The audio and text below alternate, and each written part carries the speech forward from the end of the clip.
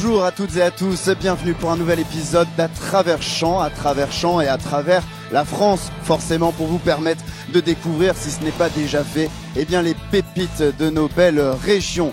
Notre Tour de France du coup continue aujourd'hui forcément en ce mercredi matin 1er mars, puisque nous prendrons la direction dans un premier temps de l'Auvergne-Rhône-Alpes. Et puis nous allons décoller pour pour Mayotte, j'allais dire pour la Guyane, pas du tout, pour Mayotte.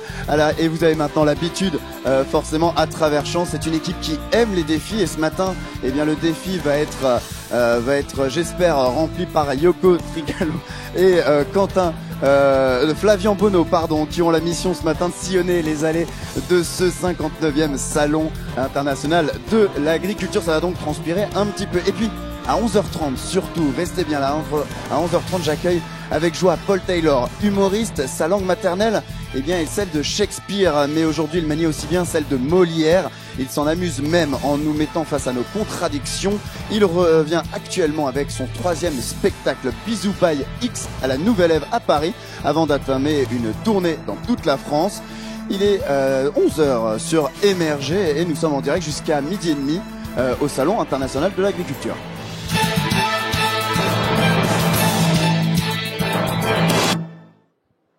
Voilà, et pour toujours nous suivre, forcément, il n'y a qu'une chose à faire, c'est allumer votre télévision, alors plutôt votre ordinateur, pour tout simplement nous voir sur Émerger TV. Voilà, et aussi la chaîne YouTube. N'hésitez pas d'ailleurs à réagir tout au long de cette émission avec le hashtag à travers champs.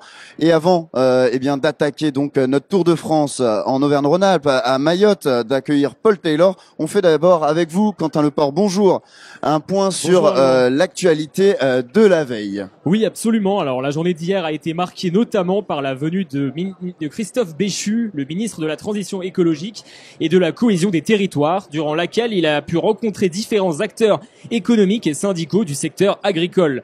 Cette deuxième journée consécutive pour le ministre au Salon international de l'agriculture où nous nous trouvons a été l'occasion pour lui d'échanger autour des sujets liés à la transition écologique dans le secteur de la production agricole, notamment sur les enjeux de la gestion de l'eau et les solutions aux problèmes de sécheresse. Christophe Béchu a pu échanger également sur l'usage des produits phytosanitaires et sur la réduction des émissions de gaz à effet de serre et de rencontrer les acteurs de l'agriculture biologique. La venue du ministre avait aussi vocation à signer avec monsieur Marc Fesneau, ministre de l'Agriculture et de la Souveraineté alimentaire, le lancement de travaux des feuilles de route de décarbonation de la filière céréales et de la filière élevage. Le président du parti Reconquête et ancien candidat à l'élection présidentielle, Éric Zemmour, s'est rendu, lui, discrètement hier à la porte de Versailles où il a déambulé dans les allées avec les autres cadres de son parti à la rencontre des acteurs de la filière agricole. Et puis bien évidemment, toutes les activités spécifiques à chacun des pavillons, les régions, les remises de prix ont eu lieu comme toujours. Et puis on peut bien évidemment aussi aller voir la vache égérie dans le pavillon, Alban. Exactement, merci Quentin Leport. Et justement, vous avez abordé beaucoup de choses. Cette vache égérie, notamment Ovalie, c'est comme ça. C'est avec ce prénom qu'elle répond. Ovalie d'ailleurs qui a accueilli, si vous n'étiez pas au courant, des jumelles que vous avez baptisées Utopie et Utopia. C'était sur les réseaux sociaux du salon de l'agriculture. Il fallait voter, choisir. Et donc Utopie et Utopia ont remporté vos suffrages. Ovalie, cette vache salers âgée de 5 ans qui s'appelle comme ça tout simplement parce que Marine et Michel Van Simartier, les heureux et fiers éleveurs de cette vache, sont tout simplement fans de rugby, fans notamment d'un club aussi, c'est la petite info si vous le savez pas, mais je supporte aussi clairement l'ASM, les Auvergnats, et justement l'Auvergne-Rhône-Alpes, cette région qu'on va aller visiter ce matin. Il y a aussi, vous avez parlé aussi, Quentin Leport, le temps que je retrouve mes petites fiches, effectivement des plaintes de prix qui sont décernés à ce salon, notamment le concours général agricole qui a lieu tous les jours. Tous les jours des prix sont décernés. Tous les jours, c'est l'excellence tout simplement de nos territoires. Je vais essayer de une nouvelle fois de garder ma voix d'ici midi et demi. On part tout de suite, justement, je vous l'ai dit, hein, on va bouger, on va se balader, on part tout de suite rejoindre Yoko Trigalo et Flavian Bono. Je vais y arriver. Yoko, vous n'êtes pas loin et on va parler, il me semble, de solutions informatiques pour les agriculteurs. Oui, vous avez tout bon. En effet, on va parler d'un logiciel de gestion pour les professionnels des circuits courts. Et avec moi, j'ai Anne qui va nous parler. Le nom de ce logiciel, de cette marque, c'est Socleo. Est-ce que vous pouvez nous raconter un petit peu rapidement son histoire? Je tiens. Socleo, c'est le partenaire logiciel des circuits courts. Donc, on accompagne des producteurs, des transformateurs qui souhaitent commercialiser en circuit court et on va leur faciliter le quotidien grâce à un outil qui leur permet de gérer l'aspect commercial, logistique et administratif. Donc concrètement, c'est un logiciel qui existe depuis une quinzaine d'années, qui a été créé sur l'initiative de Ludovic de Beaurepaire, qui était coordinateur du NAMAP et qui s'est, étant développeur, il s'est dit que ce serait bien d'avoir un outil pour les producteurs de son AMAP. Aujourd'hui, on accompagne plus de 750 projets. Ça représente un petit peu plus de 23 000 fermes. Et on les accompagne donc sur tout un tas de fonctionnalités. Ils ont la possibilité donc de gérer leur propre site internet sur lesquels les clients peuvent commander en ligne directement. Et le producteur va pouvoir gérer et réceptionner ses commandes, éditer toutes ses factures, gérer tout l'aspect stock, facturation, le listing client, les relances clients. C'est très complet comme logiciel. C'est un logiciel qui est donc payant, évidemment. C'est un abonnement pour ces agriculteurs. Est-ce que vous pouvez nous parler d'un cas concret, par exemple, d'un producteur de quelque chose, d'un transformateur de produits? Concrètement, si moi, aujourd'hui, je voudrais produire du jus de pomme et que je fais appel à vous, comment ça va se passer? Alors, je peux vous parler du réseau Invitation à la ferme, qui est un réseau de à peu près 43 fermes de producteurs laitiers qui produisent et transforment sur leur exploitation. Le logiciel va leur permettre de gérer tout l'approvisionnement des matières premières, mais également toute la phase de transformation. Donc, en prenant en compte tous les aspects de traçabilité, stock, ils mutualisent tout ce qui est emballage et arômes, et ils vont transformer directement sur leur ferme leurs produits. Donc, le logiciel leur permet vraiment de gérer toute la chaîne de commercialisation, de l'achat des matières premières jusqu'à la facturation des produits finis auprès des professionnels. Donc c'est un facilitateur en fait ce logiciel, si j'ai bien compris. Vous êtes basé à Nantes, si je ne me trompe pas, en région donc Pays de la Loire, Loire-Atlantique. Combien il y a de producteurs dans cette région? Est-ce que je sais que vous êtes sur toute la France, mais est-ce que c'est une région où il y a beaucoup de gens qui sont avec vous, avec Socleo? Ouais, tout à fait. Alors la région la plus représentée, enfin le département le plus représenté, c'est l'Ille-et-Vilaine, dont on est limitrophe. Mais c'est vrai qu'on est très très présent sur le quart nord-ouest, puisque c'est là où est né le projet, c'est là qu'il s'est développé grâce au bouche à oreille. Alors vous dire exactement combien de producteurs sur ce département, je ne l'ai pas, mais grosso modo, on a à peu près un quart de nos clients qui sont sur le quart nord-ouest. Et alors c'est plutôt des agriculteurs, des éleveurs. Ah, vous nous dites que c'est fini. Alors, Yoko, merci. Merci beaucoup, Anne. Merci. Voilà, je me permets de vous couper, sachant qu'en plus vous avez du pain sur la planche. J'espère que vous avez mis de bonnes baskets avec Flavian Bono. Voilà, pour continuer à arpenter ces allées du salon. Un salon d'ailleurs, hein, on est, c'est la 59e édition déjà de ce salon international de l'agriculture, puisque pas du tout. Alors. Benjamin, voilà, je vous confie, Benjamin me parle en même temps. Du coup, c'est vrai que ça me perturbe un petit peu. Là, ça m'a perturbé.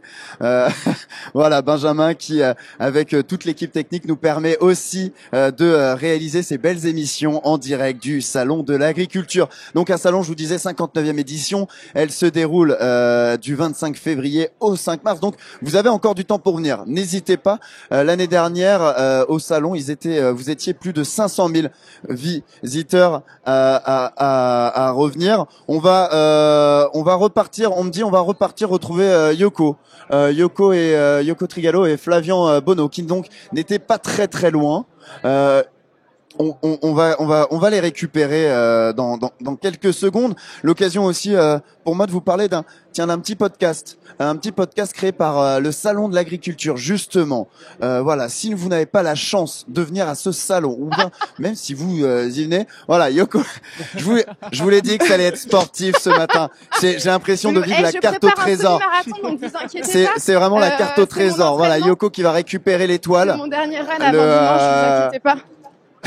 Alors là, on va en fait voilà, en région Yoko Centre-Val de Loire, Trigalo, accompagné de Flavian Bonneau, qui merci à la technique de nous montrer ces images. Voilà, vous vivez en direct, et bien tout simplement. Voilà, il y a un peu les coulisses de comment une émission se déroule. Si vous voulez, je vous explique. Ah bah tenez, chez nous, donc je vous parlais d'un podcast. En attendant, je vous parlais d'un podcast Agricultiver vous. Voilà, vous aurez compris le jeu de mots, le podcast donc du salon de l'agriculture, où à chaque épisode, eh bien, vous pouvez tout simplement découvrir, eh bien, une information étonnante, voilà, sur le monde agricole et les produits que nous consommons.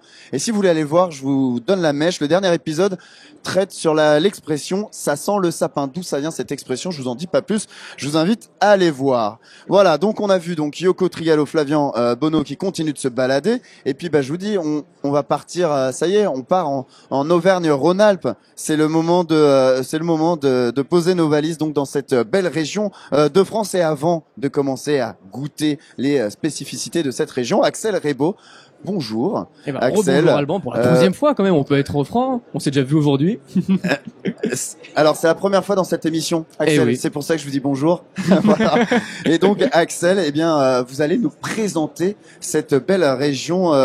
Mais attendez, je parle de centre d'Auvergne-Rhône-Alpes depuis le début. C'est Centre Val de Loire en fait. Val de Loire, je suis complètement perdu. Je suis fatigué. Pardon. C'est Centre Val de Loire. Depuis le début de cette émission, je vous raconte n'importe quoi. Centre Val de Loire, tout aussi belle région. Axel, c'est à vous. Présentez-la nous. Eh ben oui, chaque jour on met des régions à l'honneur, nous découvrons les spécialités.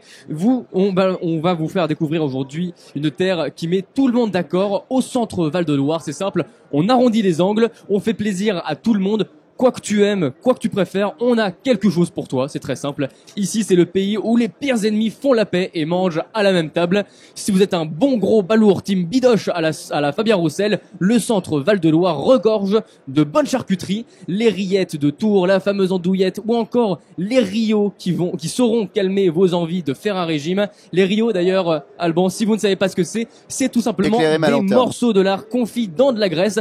Bien sûr, je vous rassure, vous pouvez rajouter un petit peu de gras avec, si vous voulez. On n'est pas là pour jouer fine, de toute façon. Mais si vous y tenez tant, vous le pouvez, la jouer fine. Vous cherchez quelque chose de doux, quelque chose de vert, comme Sandrine Rousseau, le Némésis de Fabien Roussel. Eh bien, le Centre Val-de-Loire a aussi ce qu'il vous faut. On a en effet quelques fruits et légumes pour équilibrer un peu l'assiette. Les asperges de Sologne ou encore la fraise Marat des Bois, l'une des meilleures fraises de tout l'Hexagone. Et alors, coup de tonnerre, les champignons de Paris. Tenez-vous bien, accrochez-vous à vos slips, ça vient pas de Paris, mais bien du Val-de-Loire. Mais si vous, voilà, mais si vous ça, désirez, c'est l'info importante. c'est quand même important. C'est les coups de tonnerre. Vraiment, à l'Assemblée nationale, on entend que ça aujourd'hui. Comment ça, c'est pas à Paris qu'on les fait? Vraiment, c'est un scandale. Mais si vous désirez des variétés plus recherchées, on a les cèpes, girolles, morilles, bolets et rosés des prés. Ils sont partout. Il y a que à se baisser, en fait, pour les ramasser, ces champignons. Et si vous puez pas encore assez de la bouche, laissez-vous tenter, mon petit Alban, par un crottin de Chavignol. Avec un nom comme ça, c'est aberrant que ce fromage ait autant de succès, quand même. Mais que vous l'aimiez ou pas, vous pourrez tranquillement vous retrouver entre amateurs de bidoche et de légumes verts, autour par exemple de cet incontournable tarte tatin qui vient tout droit du Centre Val de Loire. Eh ben merci Axel Rebaud pour ce tour d'horizon de cette belle région Centre Val de Loire. Eh ben on va attaquer aussi, on va commencer les festivités, ouvrir le bal avec vous Mathilde Couvillère-Flornoy et avec Clémence qui est venue avec des chips. C'est ça, tout à fait. Alors bonjour, je suis avec Clémence donc qui a créé la marque Belsia. Donc vous faites des chips. Est-ce que vous pouvez nous raconter un peu l'histoire de cette marque? Oui, bonjour. Alors nous on a créé la marque Belsia il y a 7 ans. Le but c'était de diversifier une activité, diversifier la ferme. Donc on cultivait déjà des pommes de terre et on a eu l'idée de les transformer en chips. Donc les pommes de terre sont toujours cultivées sur la ferme. On a monté un labo de production dans les bâtiments et tout est fait sur place. Et donc si je comprends bien, c'est une histoire de famille en fait. C'est ça, on a créé Belzia avec mon mari et en fait le but c'était de retrouver un peu le goût de la chips faite maison que faisait la grand-mère de Mathieu. Donc, voilà. Et quelle variété de pommes de terre vous utilisez pour vos chips? Alors on utilise de la Lady Claire, c'est une variété qui sert uniquement à faire des chips. Elle n'est pas vraiment consommable autrement parce elle a un fort pouvoir, un fort taux de matière sèche. Et justement, au niveau de la fabrication, comment ça se passe? On les coupe finement, on les laisse sécher, je sais pas. Excusez-moi, je me permets, mais là vous parlez de matière sèche. Qu'est-ce que ça fait concrètement? Pourquoi vous... En fait, pour faire la pomme de terre, c'est 75% d'eau. Donc le but, c'est on prend la pomme de terre où il y a le moins d'eau possible dedans. Et du coup, pour faire des chips, elles sont lavées. On a un premier tri manuel qui retire tout les trop petites. Après, elles sont tranchées, cuites dans l'huile de tournesol. Elles passent comme dans une essoreuse à salade qui retire tout l'excès d'huile. On a un deuxième tri manuel où on retire toutes les chips trop cuites. Après, elles sont assaisonnées et mises en sachet. Et justement, là, quel paquet de chips vous nous avez apporté aujourd'hui? Alors là, j'ai ramené notre top 3 chez nous. Donc la toute première qu'on a sortie au sel de l'île de Ré.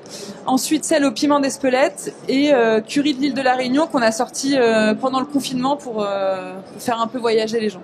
Donc il y a un peu de tout niveau goût, c'est ça. Et alors, quel est le best-seller entre les trois? Celle qu'on vend le plus, c'est la classique au sel parce qu'elle passe aussi bien avec le poulet du dimanche qu'en barbecue, qu'en apéro. Eh ben, je vais pas vous mentir, mais c'est pas du coup celle que je vais goûter. Je vais goûter autre chose. Si vous avez quoi? Piment d'Espelette ou curry? Les deux. Allez, Non, vous savez quoi? On peut tout tout goûter ou pas? Ouais, bien sûr, bien sûr. Parfait. Écoutez, je vous laisse continuer. Moi, je vais m'occuper de déguster tout ça. Pour revenir un peu sur votre exploitation, j'ai vu que donc vous travaillez à la ferme de l'Étourville, c'est bien ça. C'est un lieu qui est chargé d'histoire apparemment. Oui, alors historiquement, c'était une ferme. Donc c'est une ferme qui date du XVIe siècle et historiquement, c'était un propriétaire il y avait beaucoup de commerce autour du café. Et donc historiquement, c'était ça. Après, c'est devenu une ferme. Il y a eu pas mal d'animaux. Ouais. Il y a un siècle et puis depuis quand même assez longtemps, c'est devenu une ferme céréalière. Alors Alban, Allez-y, continuez. Moi, je continue. Excellent. déjà première impression, oui, sur le piment d'Espelette. Alors, on sent bien le piment d'Espelette et vous avez fait un juste dosage. Alors, moi j'aime bien quand c'est bien épicé, mais du coup, on le sent, mais on le sent pas trop. Mais pas trop. Voilà, donc ce qui permet, je pense, à même les bouches les plus fines, voilà, qui n'aiment pas forcément trop quand c'est trop pimenté, de pouvoir goûter. C'est super bon. Je vais goûter au curry, ça m'intrigue énormément. Je vous laisse continuer, Mathilde. Petite question pratique, combien coûte un paquet de chips chez vous? Alors dans le commerce, alors ça dépend des recettes, mais en moyenne on va être entre 3 et 4 euros. D'accord. Et justement pour un paquet de chips, je sais pas si vous aurez peut-être pas de chiffre exact bien sûr, mais combien de pommes de terre on a besoin pour faire un paquet? Alors pour faire 1 kilo de chips, il faut 4 kilos de pommes de terre. Donc là on a des sachets de 150 grammes, donc il faut à peu près 600 grammes de pommes de terre. Ah oui, il y a quand même une grosse différence. On perd pas mal à la cuisson. Alors Alban, est-ce que vous avez goûté les autres chips? Je suis Il est en train de manger pendant qu'on discute. Vous me prenez de tout va quoi? bien. Bah oui, j'en profite, écoutez. Non, pareil, au curry, c'est super bon. On retrouve, moi, j'adore ce côté épicé. Dans Et le sachet l'île de la Réunion, vous avez utilisé quoi comme épice? C'est du curry de l'île de la Réunion. Curry, ok. D'accord, en tout cas, pareil, c'est très bon. On le sent bien, il y a le juste dosage. Si encore une fois vous n'avez pas envie d'avoir la bouche en feu, allez-y, franchement les yeux fermés, c'est très très bien dosé, ça ne pique pas. Et je vais goûter les dernières. Allez-y. Et je vous laisse conclure tranquillement. Donc Clémence, vous êtes au Salon de l'Agriculture depuis 6 ans, c'est ça? Ouais, c'est notre sixième année cette année et à chaque fois on prenait des stands partagés. Là c'est la première année où on a pris un stand à nous, donc une grande première. Donc voilà, on peut dire à tout le monde d'aller faire un tour à votre stand. Exactement. Et donc, vous nous avez pas menti, hein, les chips classiques finalement, ça met tout le monde d'accord aussi, que ça soit pour l'apéro, pour un petit barbecue comme vous le disiez. Barbecue, voilà, oui, je l'ai mal prononcé, oui. Merci à vous, Mathilde Couvert-Fernand, merci à vous, Clémence, d'être venue jusqu'à notre plateau. Bonne fin de salon. Et on va retrouver tout de suite, eh bien, Yoko Trigalo et Flavien Bonneau. Vous les avez vus courir il y a quelques instants. Et voilà, et ben, Yoko Trigalo. J'ai réussi à reprendre mon souffle, tout va bien. Oui, voilà, vous êtes dans la région Centre Val de Loire. Oui, tout à fait. Et là, j'ai décidé de changer de métier là pour ce midi. Je suis devenue vendeuse, voilà, mais je vends pour la marque C'est du Centre, représentée aujourd'hui par Romaric. Alors, vous avez intérêt à bien vendre. Hein. Oui, bien sûr, je veux bien vendre, mais surtout, je vais goûter les produits avant de pouvoir les vendre pour être sûr de la qualité. On est d'accord? Déjà, je vous dis bonjour.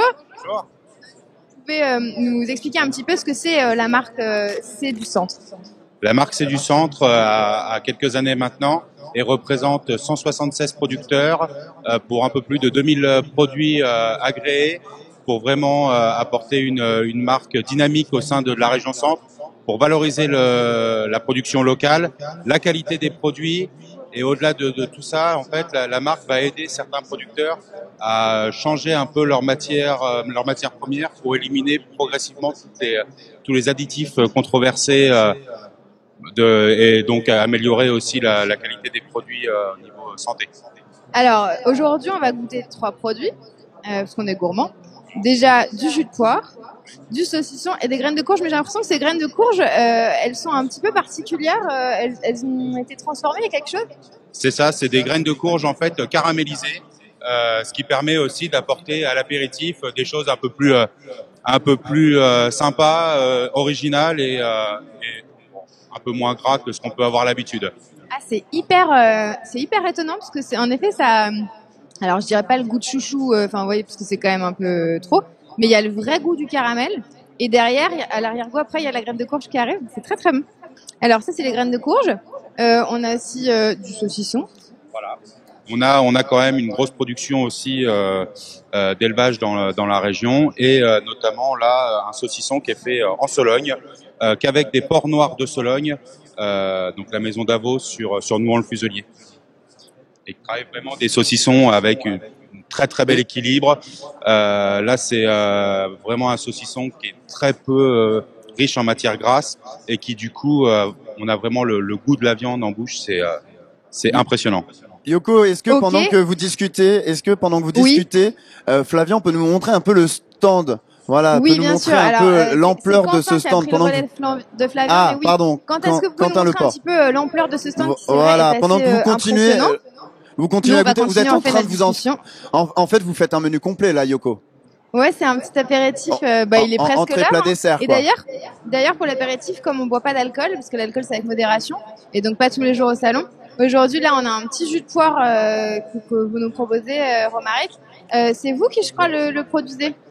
En effet, là, on est sur des jus de poire de l'Orléanais, qu'avec des poires évidemment de l'Orléanais, sur des jus qui sont très nature. On prend les poires, on les presse, on pasteurise, on met en bouteille. Terminé. Terminé, bonsoir. Je vais goûter du coup. Je vous dirai tout à l'heure ce que j'en pense parce que sinon je vais pas pouvoir parler en buvant en même temps, ça va être compliqué. Tout ce qu'on peut dire en tout cas, c'est que C'est du Centre, c'est donc une marque un peu pour faire l'union fait la force, on dit. Vous vous regroupez, ça permet de valoriser un territoire qui est quand même assez large, assez grand, et de mettre en valeur des produits très variés, comme on l'a vu, là, les graines de courge, le saucisson, mais il y a aussi des guimauves au chocolat, j'ai eu de la pâte à tartiner, il y a des pâtés, il y a vraiment beaucoup de choses sur ce stand. C'est ça exactement, et ça permet aussi d'avoir une visibilité pour des producteurs qui malheureusement ont aussi du travail dans leur propriété et donc ils ne peuvent pas être forcément présents sur le salon de l'agriculture toute la semaine. Et ça leur permet d'avoir une visibilité et de mettre en avant les produits de l'ensemble d'une région sur un seul stand. La solidarité, quoi, en tout cas, à Louvain. Je vous propose, Alban, je pense qu'on se retrouve tout à l'heure. On va changer complètement l'ambiance. Hein. Allez-y, je vous laisse goûter. N'hésitez pas à nous faire un petit doggy bag, voilà, nous rapporter toutes ces bonnes choses. Et puis après, vous allez continuer à vous balader tout au long de cette matinée. Donc, ce n'était pas Flavien Bonneau, mais cette fois-ci Quentin Leport. Voilà, vous avez vos hommes de main qui vous accompagnent partout dans ce salon. Merci Yoko Trigalo. L'occasion pour moi, avant de continuer ce tour de du centre Val-de-Loire, de vous rappeler dans quelques minutes. Restez bien là. Alors restez de toute manière là, quoi qu'il arrive. Mais je reçois Paul Taylor dans moins de 10 minutes. Paul Taylor, humoriste qui eh bien aujourd'hui revient avec un 3e spectacle, Bisous by X. Voilà, on va aborder tout ça avec lui d'ici quelques instants. En attendant, on retourne dans cette région centre Val-de-Loire avec vous, Mathieu Prior, et avec vous, Vincent, qui êtes venu avec des bières artisanales, si j'ai pas de bêtises. Oui, merci de nous accueillir sur votre plateau. Donc des bières fabriquées près de Chartres. Ah, avec plaisir, ça va être. Voilà, je laisse Mathieu vous poser ces questions. Merci, bonjour et bonjour à tous. Bonjour Vincent Cronier. Bonjour. Vous êtes un producteur de 40 ans à Sourds, près de Chartres. Vous êtes le producteur de la bière artisanale l'Eurélienne à base d'orge. C'est une histoire de famille avec votre père qui tenait des champs d'orge et vous en avez fait une production. Et vous avez embauché toute votre famille dans la société ensuite. Vous avez été récompensé 10 fois l'année dernière lors de concours nationaux. Bravo, félicitations. Merci beaucoup. Et donc, passons maintenant à ce que vous nous avez emmené apporter. Qu'est-ce qu'on a ? Alors qu'est-ce qu'on a ? Bah du coup cette année on est reparti sur les concours. Donc le premier concours de l'année c'est le concours général agricole comme tous les ans et cette année on a encore la chance d'avoir 3 produits médaillés. Donc un en or qui est donc notre rousse dans la catégorie des ambrés, notre blanche conventionnelle et notre blanche bio. Donc ces bières sont fabriquées avec une majeure partie des céréales qui sont produites sur notre ferme. Très bien. Et quelles sont les spécificités de votre bière, de vos bières ? Alors la brasserie, donc c'était une diversification agricole. Donc l'idée, ça a toujours été de pouvoir transformer une partie des céréales dans un produit fini. Donc l'orge en l'occurrence et une partie de notre blé maintenant, donc qui sont maltés à façon dans une malterie régionale et donc qui servent à plus de 90% de la composition de nos bières aujourd'hui. Donc on est vraiment en circuit court sur l'utilisation de nos céréales transformées pour un produit fini. C'est ça, et j'ai vu vous aviez une spécialité, c'était le fait que vous fermentiez 2 fois, c'est ça ?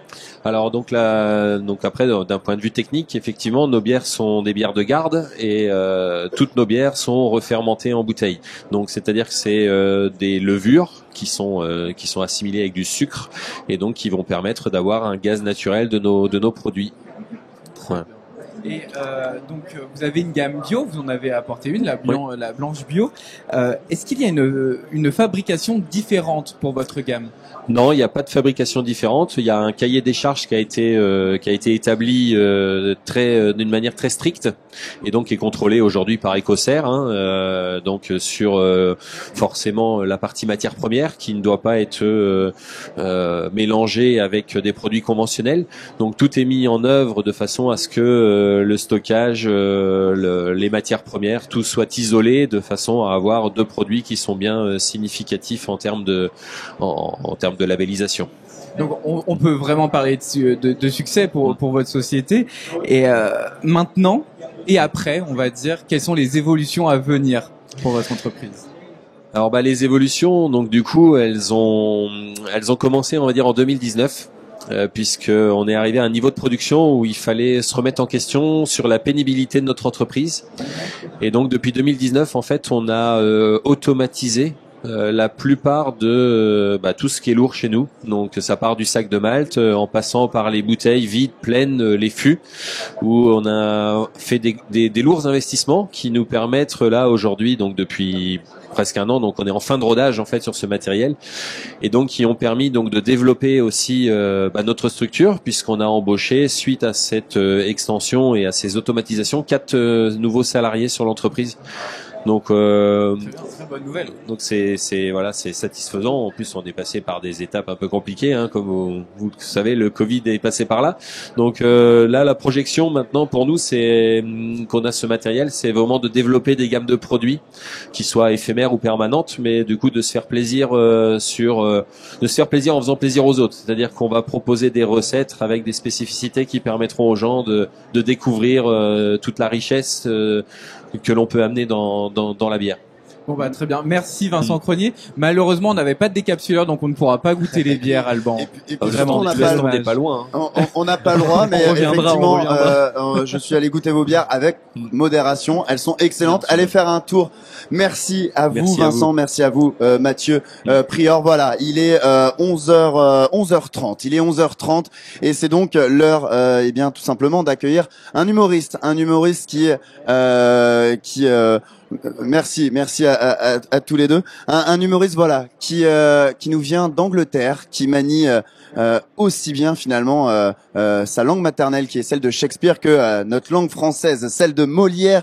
Il est en spectacle actuellement à la Nouvelle Ève à Paris jusqu'au 1er avril, les jeudis, vendredis et samedis à partir de 21h30.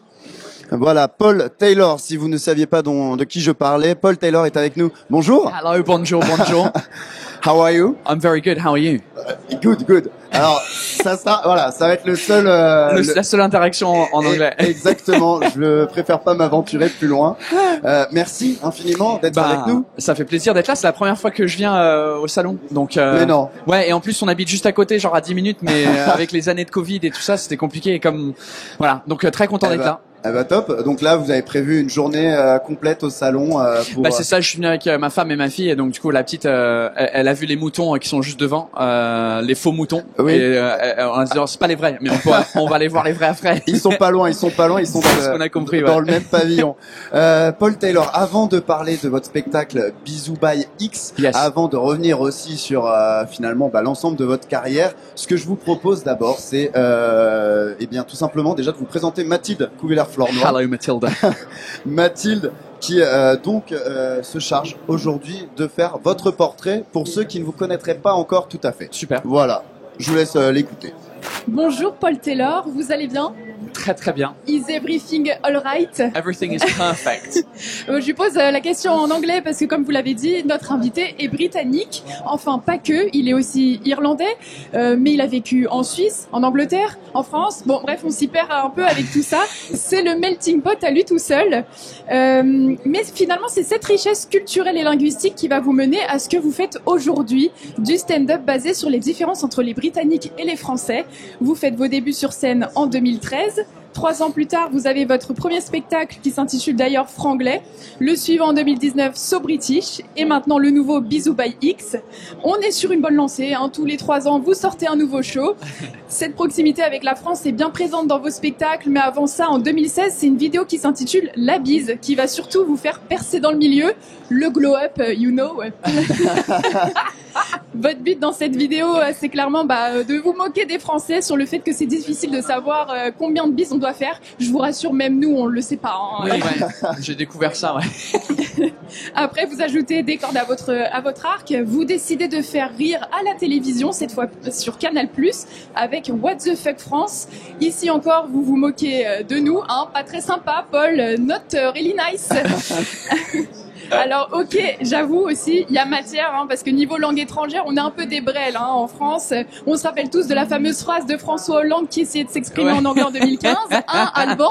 Et là, vous n'êtes pas sympa. Alors, oui. je vais le faire version accent François Hollande. Be proud of you because you can be do what we want to do. C'est la classique. Mais c'est tellement drôle. Mais après, en vrai, je me moque beaucoup de ça, mais en vrai, vous parlez mieux et vous comprenez mieux l'anglais que nous, les Anglais, le français. C'est gentil. Parce que, entre guillemets, nous, vous avez besoin un petit peu parce qu'il y a plein de cultures et plein de choses et plein de chansons et plein de trucs en anglais. Mais nous, la culture française, c'est juste on la regarde pas, malheureusement. Bon, ça va après, finalement, puisqu'en 2018, il n'y a pas que les Français qui prennent cher. Vous lancez avec Canal+, un show qui s'appelle Stéréotrip, où vous vous moquez finalement de tous les pays et surtout des Allemands qui ont une langue très gutturale. Très loin du charme de l'accent british que j'adore. Oui, baguette. Juste une petite question avant la fin. Maintenant que vous êtes le plus français des British, est-ce que vous avez été le plus triste pendant la mort de la reine ou pendant la mort de Johnny Hallyday? C'est sûr que c'était le mort de la reine était plus impactant. Johnny Hallyday, je trouvais déjà son nom assez intéressant parce que c'est même pas son vrai nom, je savais pas. Ouais. Jean-Philippe Smet. Ouais, Jean-Philippe Smet, qui est belge en plus. Exactement. Donc c'est ça, il y a rien qui collait dans l'histoire, mais comme je connaissais pas trop sa musique et trop cette personne-là, donc du coup ça, mais j'ai vu qu'évidemment il y avait beaucoup de Français qui ça touchait son décès, ouais. Donc ouais, la reine. Merci à vous, Mathilde Couvillère-Flornoy. Rien à redire? Tout est... non, tout est parfait, c'est parfaitement recherché, très bien. Et ben voilà, et en plus avec vraiment la pointe d'accent qu'il faut. Parfait. Merci Mathilde Couvillère-Flornoy. Paul Taylor, avant de démarrer, moi j'ai envie aussi d'aller un peu plus loin, finalement. On va compléter un peu ce portrait. Ce que je vous propose, c'est de faire un petit jeu. Je vous fais deux propositions et entre les deux, vous me dites laquelle correspond le mieux. Donc par exemple, au petit breakfast, vous êtes plutôt thé, haricots, œufs and bacon ou café avec tartine beurre et confiture? Ah, ça dépend de comment on se sent. Le entre guillemets le English breakfast, c'est très bon après une soirée trop alcoolisée la veille. Ça nous remet bien dans nos assiettes. Je sais même pas si c'est du français ça, mais c'est pas grave. De pas être dans son assiette. Ouais. Si, c'est bon. Et plus vers 11h midi, tu vois. Si c'est le côté tartine ou croissant avec un café, ça c'est bien le petit matin, genre à 7-8 heures du matin, ça va, c'est parfait. Mais les bacon, les haricots et tout ça à 7-8 heures, pas ouf. Ouais. Ouais, non, c'est pas. Ouais, j'ai déjà testé, c'est dur. Hein. Vous êtes dur avec vous-même. Hein. Vous êtes dur avec vous-même. Plutôt, alors au déjeuner maintenant, plutôt un bon roast beef ou des cuisses de grenouille? Ah, roast beef. Ouais. Ouais, les cuisses de grenouille. En fait, c'est un des stéréotypes qu'on a sur vous. On vous appelle les frogs, froggies. Comme vous nous les roast beef, sauf que nous on mange du roast beef et vous les cuisses de grenouille. Alors, c'est compliqué à trouver des Français qui en mangent. Ouais, on en mange un petit peu. Mais pas autant que les escargots. Oui, c'est vrai. Mais si vous n'avez pas tenté, je vous conseille, c'est excellent. C'est finalement c'est très. J'ai goûté une fois et j'ai trouvé ça un peu laborieux. En termes de décortiquer, c'est tout petit donc c'est compliqué. Déjà les cuisses de poulet ça m'énerve parce que c'est trop compliqué donc Vous savez quoi, on se fera un repas tous les deux une prochaine fois. Plutôt pub agité entre potes ou restaurant tranquille en famille? Ah, encore une fois ça dépend. Le pub agité entre potes c'est cool un vendredi soir après la semaine de boulot horrible et on a envie de décompresser, déconnecter et puis le dimanche, resto, famille, c'est très bien. Et dernière question, on l'a vu avec la bise, plutôt hug ou plutôt bise? Hug. Beaucoup plus simple. Mais en plus, c'est devenu plus avec Mathilde. On a vu tout à l'heure quand on s'est dit bonjour. Il y avait parce que la bise c'était déjà compliqué. Maintenant, c'est devenu encore plus compliqué après le Covid. Parce que du coup, il y a le check, il y a le serrage de main. Le truc le plus dégueulasse, c'est quand la personne prend la main et serre le poing. C'est horrible. C'est horrible. Non, juste the wave. Ce que faisait la reine, c'était super. C'était juste bonjour. C'est le flegme britannique. C'est ça. Eh ben, merci pour ces réponses. On va, tout au long de ces 30 minutes, on va revenir forcément donc sur ce spectacle que vous êtes actuellement en train de jouer donc à la Nouvelle Ève à Paris, que j'ai la chance d'aller voir, du coup avec Axel Rebaud d'ailleurs de l'équipe que vous avez dû apercevoir avant de venir sur le plateau. Un spectacle vraiment. Il y a qu'une chose à dire, allez-y, foncez jusqu'au 1er avril, c'est à la Nouvelle Ève à Paris, pas loin du Moulin Rouge. Allez-y, foncez. C'est les jeudis, les vendredis, les samedis à partir de 21h30. Allez-y, on va aussi durant cet entretien, on va passer quelques extraits. Voilà pour. Puis si vous habitez pas à Paris, c'est en tournée dans toute la France. Exactement, justement. Après aussi. Exactement, c'est ce que j'allais dire. Parce qu'on est on est à Paris, donc c'est normal de parler de Paris. C'est les gens qui sont pas de Paris, ils sont là, putain, les Parisiens, ils parlent que de Paris. Vous savez quoi, justement, avant de passer à toute autre chose, à un sujet de chat de race, effectivement, pour petite précision, voilà, si vous n'êtes pas à Paris, rassurez-vous, Paul Taylor vient à vous. Vous allez commencer à entamer une tournée dans toute la France et après même pour les expatriés à l'étranger. C'est ça. Ouais, donc c'est sympa de penser à eux. Oui, c'est cool parce que du coup forcément les Français qui sont pas en France, ça manque de culture française où ils sont là-bas. Donc du coup ouais les premières dates à l'étranger c'est à Bangkok et à Singapour. Donc ça c'est vraiment stylé et après plein de villes en Europe. Exactement. Berlin, Budapest. Vous faites votre petit road trip à c'est travers l'Europe. C'est ça. Merci Paul. Est-ce que vous aimez les chats?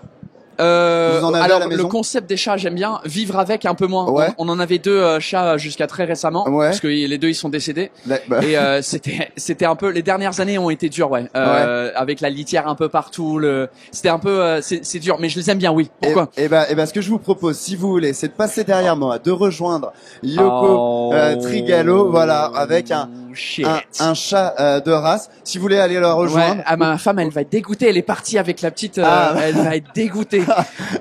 On enverra les images. Voilà, Yoko, c'est à vous. Bonjour, je me trouve avec Maurice juste ici. Maurice qui, je crois que vous allez me le confirmer Valérie, a 5 ans, c'est ça? Maurice a 7 ans. Ah, il a 7 ans, finalement il a grandi de 2 ans quand on s'est depuis tout à l'heure. Maurice est un sibérien, c'est un chat, vous ne pouvez pas le savoir mais quand je le caresse il est extrêmement doux. Et c'est un chat évidemment qui est destiné à se reproduire, c'est ça votre métier, est-ce que vous pouvez nous en dire un petit peu plus? Donc moi je suis éleveuse de chats sibériens dans le nord de la France. Ça fait 10 ans que j'élève les Sibériens.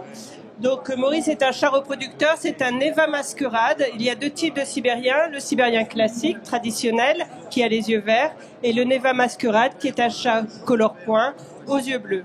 Est-ce que vous pouvez vous tourner juste pour qu'on admire la beauté de ce chat qui donc a les yeux bleus? Vous pouvez le remarquer, c'est quand même assez impressionnant. Et vous me disiez donc que c'est un métier qui demande beaucoup de travail et que là peut-être ce sera la dernière année et pour Maurice et pour vous. Maurice, il a combien d'enfants là jusqu'à présent, vous savez à peu près? Non, je ne sais pas compter. Mais là, il est aujourd'hui au Salon de l'Agriculture avec une de ses filles. D'accord, donc en famille. Et je crois même qu'on m'avait dit qu'il est suprême champion. Voilà. Oui, il a fait des expositions, il a fait beaucoup d'expositions. Donc il est suprême champion au niveau du LOF. Ça veut dire quoi, suprême champion, pour ceux qui connaissent pas, parce qu'on n'est pas tous connaisseurs du LOF. Le LOF, c'est une certification, c'est ça? Le livre officiel des origines félines. Donc suprême champion, il faut faire beaucoup d'expositions. Il faut qu'il soit conforme à la race et il faut qu'il ait les qualités pour avoir ses titres. Et de mémoire, suprême champion, c'est 98 points sur 100. Waouh! Est-ce que du coup, ça vous donne envie de reprendre un chat finalement ou pas? Oui, mais comme ça, comme ça de temps en temps, c'est ça? Ouais, il est. C'est vrai qu'en plus, visiblement, il a beaucoup de poils, Maurice, quoi. Donc c'est en plus de la litière, j'imagine que sur le canapé, sur le lit, tout ça, c'est. Oui, ouais, pour plier ses vêtements sur son propre lit. On a un peu plus de ménage. Ouais, il y a peut-être une meilleure technique que j'avais pas trouvée, qu'on n'avait pas trouvée avec ma femme pour faire ça. Il y a des brosses magiques. Hein. Des brosses magiques, oui, c'est vrai. Il y a pas mal de compagnies. J'ai vu une compagnie anglaise qui avait trouvé une façon innovante d'enlever les poils des chats. Ça marche pas toujours. Ouais. Vous êtes toute la journée avec ces chats. Vous me disiez que ils peuvent pas vivre chez vous, tout simplement. Alors ça, c'est pas horrible du tout. Hein. C'est des professionnels, c'est des chats professionnels. Il n'y a pas de cascade de problème. Et donc ils vivent entre eux. Et surtout, c'est les mâles et les femelles qui sont séparés. Sinon, on aurait des bébés partout. Voilà, en élevage, on est obligé de séparer les mâles des femelles, c'est obligatoire. Sinon, on n'aurait plus d'une portée par an. Et avec le louf, on s'engage à n'avoir qu'une portée par femelle par an. Donc, ils vivent séparés, on s'en occupe beaucoup, mais on est bien obligé de les séparer. Et malheureusement, un mâle non stérilisé marque son territoire et donc fait des pipis un peu dans des endroits où on n'aimerait pas vivre. Évidemment. Vous en avez des chats, vous, Alban? Oui, j'en ai. Alors, c'est pas le mien, mais moi j'en ai un justement. Et pour le pipi, quand il fait pipi un peu partout, est-ce qu'il y a une solution miracle? Parce qu'il est stérilisé, hein, pourtant. Alors, surtout pas d'eau de javel. Et pour enlever les odeurs, on conseille le vinaigre blanc. Et pour lui, pour qu'il arrête de faire pipi. Ah, alors vous pouvez aller voir des comportementalistes, vous posez la question au vétérinaire, il pourra peut-être vous aider. Ça marche. Une dernière précision, juste simplement pour ceux qui aiment les chats mais qui sont allergiques, parce qu'on a ceux qui veulent pas trop faire le ménage, mais il y a aussi les allergiques. Et ben il faut savoir que Maurice, c'est un chat qui est hypoallergénique, vous m'avez dit, ça veut dire que normalement il n'y a pas de souci. Donc il n'y a plus de raison de dire non. Ah, donc ça existe. Très bien. Si votre petite fille ou votre petit garçon vous demande un chat sibérien à Noël, quoi. Eh ben parfait. Merci à vous d'être venu donc avec ce magnifique chat. Merci à vous Yoko Trigalo. Paul, venez me rejoindre. Ouais, je reviens. Bah heureusement que ma fille était pas là parce que sinon on serait rentré avec un chat, je crois. Vous voulez que je vous dise où ils sont ou pas, ou non? Ils sont pas très loin. Paul, on va parler de ce spectacle Bisous by X. Ouais. Vraiment 1h30 à mourir de rire. Et déjà, ce que j'ai beaucoup aimé finalement, c'est que vous entamez votre spectacle en faisant un tour d'horizon de votre public, puisque finalement vous parlez en anglais, en français, et donc voilà, vous prenez la température. Ouais, c'est ça. C'est un truc que j'aime beaucoup faire au début du spectacle, parce que comme il y a des blagues en français, il y a des blagues en anglais. J'aime bien au début voir un peu qui y a dans la salle, et il y a souvent, je dirais souvent la majorité c'est des Français, mais il y a quand même un 20% du public qui est pas français, et après je vois d'où ils viennent et pourquoi ils sont en France, et puis souvent ça amène à des interactions marrantes avec ce public là. Et je crois aussi pour les Français dans la salle, ils se rendent compte que on n'est pas juste entre Français dans le spectacle. Exactement, puisque donc comme je vous dis, j'ai eu la chance vendredi à la dernière d'aller vous voir, et effectivement il y avait donc des Anglais, il y avait des Espagnols, il y avait même une Vénézuélienne, il y avait un Colombien, enfin. Oui, c'était la team hispanophone vendredi. C'est vrai qu'il y avait beaucoup. Exactement. Et c'est vrai que sûrement une américaine aussi. Et en plus, c'est ça aussi la force de votre spectacle, c'est que on le précise, il n'y a pas besoin d'avoir un bon niveau en anglais. Enfin, pas forcément besoin de maîtriser la langue finalement. On peut venir quand même vous voir. Ouais, c'est ça. En fait, le retour que j'ai le plus souvent, et c'est le truc qui me touche le plus, c'est les Français qui viennent, qui disent je pensais être une quiche en anglais, et en vrai, j'ai tout compris. Donc merci. Je me suis fait sur certaines choses, je me suis fait la même réflexion, sauf sur une blague que je vais pas dire et que vous expliquez très bien. Vous voyez très bien de quelle blague je parle. Hein. Oui. Là, voilà, ça il faut aller le voir. Il faut aller voir pour c'est un jeu de mots en anglais que pas beaucoup de gens comprennent, et donc je fais le truc d'expliquer et traduire la blague. Et c'est à mourir de rire parce que même dans l'explication, on comprend toujours pas. Voilà, donc c'est génial. Voilà, donc un spectacle finalement où Bisous by X.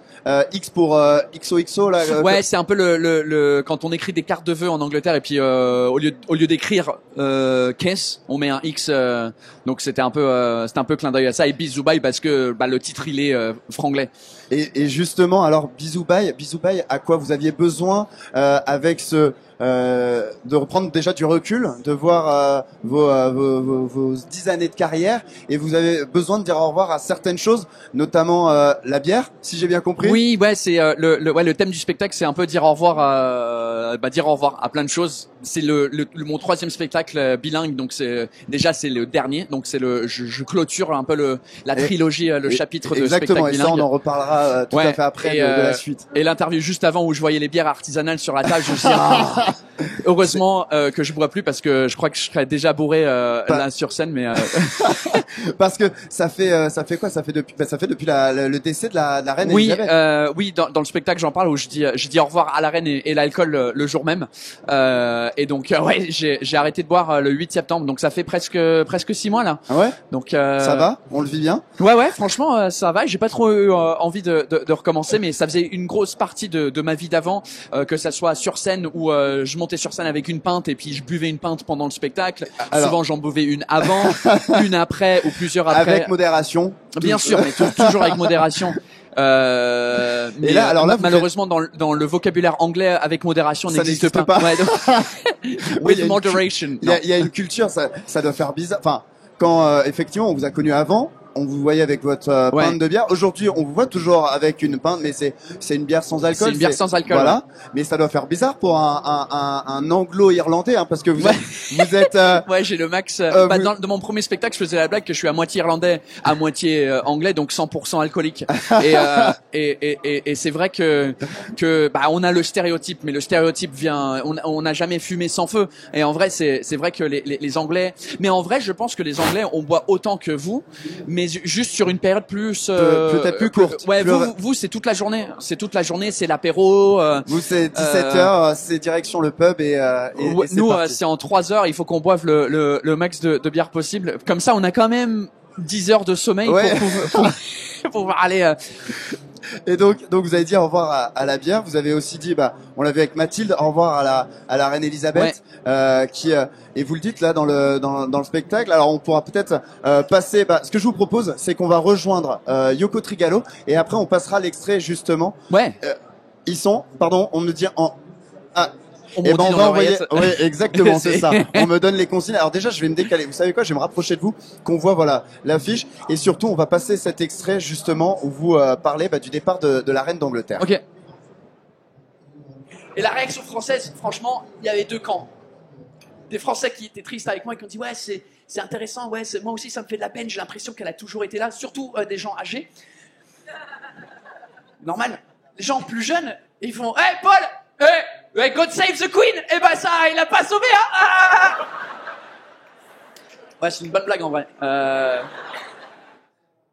Voilà. Ce décès de la reine d'Angleterre que vous dites, vous y attendiez pas, mais ça vous a touché.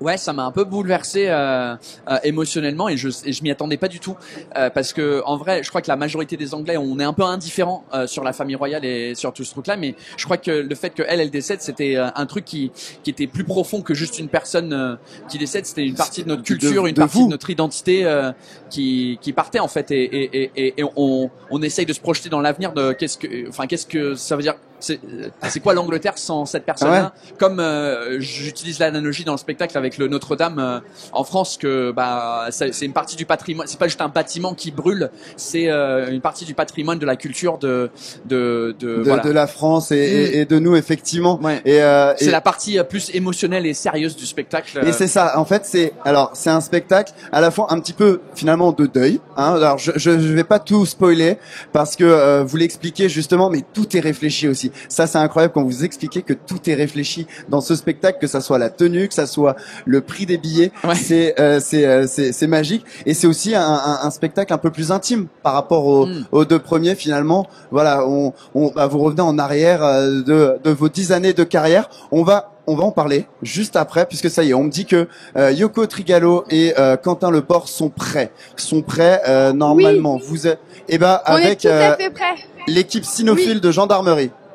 Oui, tout à fait. Je suis ici donc dans le pavillon 2.1 du salon. Il y a les chats et les chiens.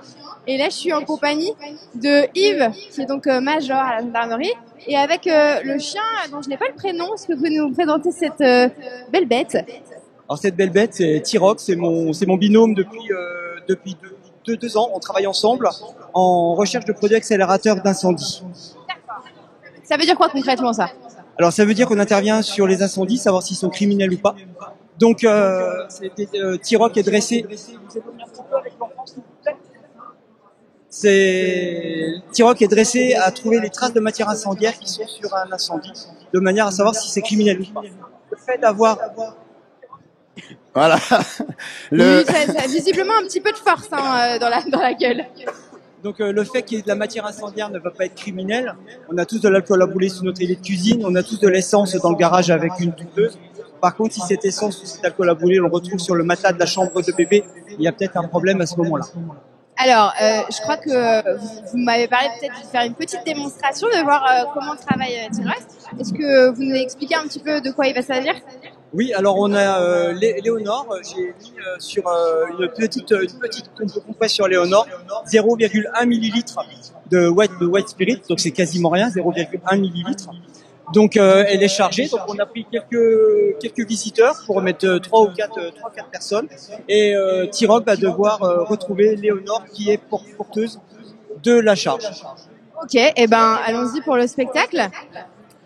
Et voilà, ça sera. Vous nous faites. Non, mais petite démo et puis allez-y, on vous regarde et puis on reviendra. Parfait. À nous. Je vais commenter. Alors, il vient de dire pas bouger. Doucement. Alors voilà, vous voyez donc. Là, il va chercher sur les gens en fait. Yves. Et là, il se rend compte. Non. Voilà. C'est impressionnant. Ça aussi, si vous voulez aller le voir. Ces démonstrations par la gendarmerie, les pompiers aussi, de ces équipes tout simplement cynophiles qui permettent aujourd'hui à ces forces de l'ordre et sauveteurs tout simplement. C'est efficace, c'est précis. et c'est une grosse aide pour les différents enquêteurs qui vont faire appel à nous. Merci beaucoup Yves Merci. d'avoir présenté T-Rex avec nous. Et Merci. T-Rock, pardon, pas T-Rex, T-Rock. Mais Merci oui, non, à c'est vous. trop mignon. Merci à vous. Merci à vous, Yoko Trigalo, avec Quentin Leport. Vous aimez les chiens aussi? Ouais, moi j'aime tous les animaux en vrai, mais juste pas vivre avec. Ouais, il y a les aimer chez les autres Ouais, c'est ça. et Un peu comme aimer les enfants. Oui, d'ailleurs, tiens, belle transition puisque vous parlez de votre fille aussi, Ouais. dans le sacré caractère apparemment. Oui, ouais, mais je crois que tous les enfants sont un peu comme ça à l'âge de 2-3 ans. C'est quoi? C'est le caractère français ou le caractère anglais qu'elle a récupéré? Je crois qu'elle a récupéré. C'est juste mon caractère à moi en fait, plus. Enfin, surtout mon père. Je vois le côté énervé de mon père dans la petite, donc c'est assez intéressant de revivre les colères à travers elle. Mais ouais, je crois que caractère parisien, voilà, on va dire. Ouais. Ouais, vous allez faire plaisir à tous ceux qui sont parisiens. Je vous propose, tiens, un deuxième extrait, justement, où vous parlez de votre fille et notamment le fait d'apprendre la langue française à votre fille. On écoute et on regarde même cet extrait.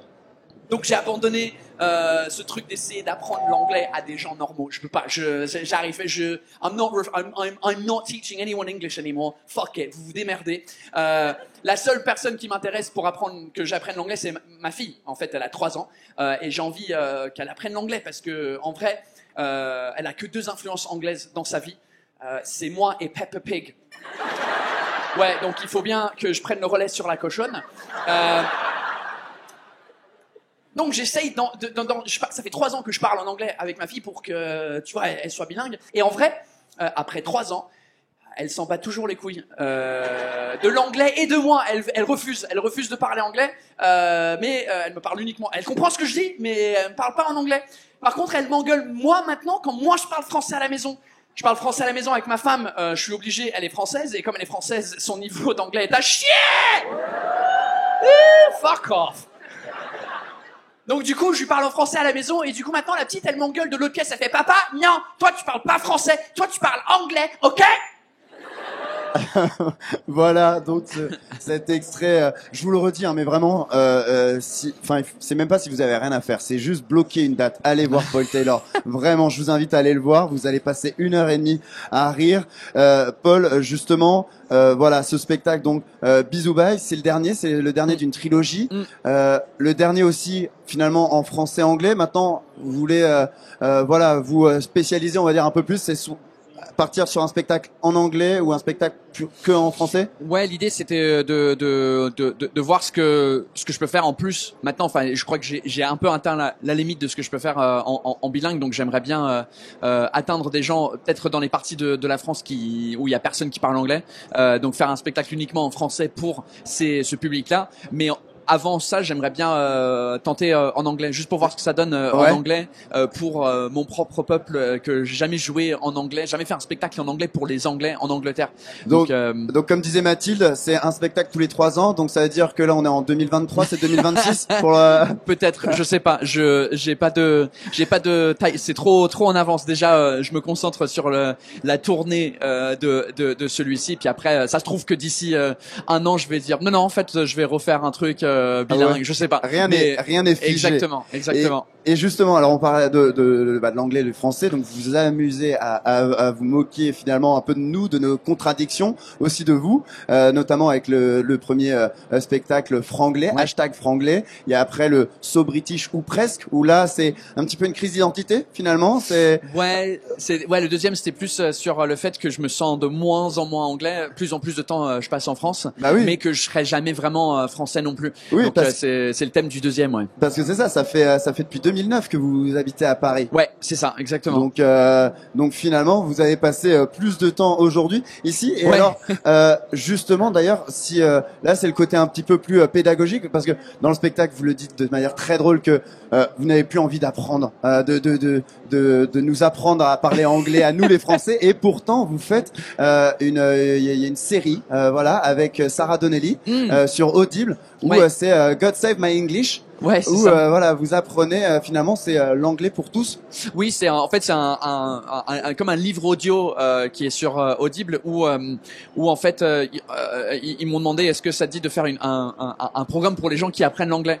Et je dis ouais, sauf que je sais pas comment enseigner l'anglais. Donc j'ai travaillé avec une pote qui est aussi humoriste mais qui est une vraie prof d'anglais à la base qui connaît bien la structure de la langue et tout ça.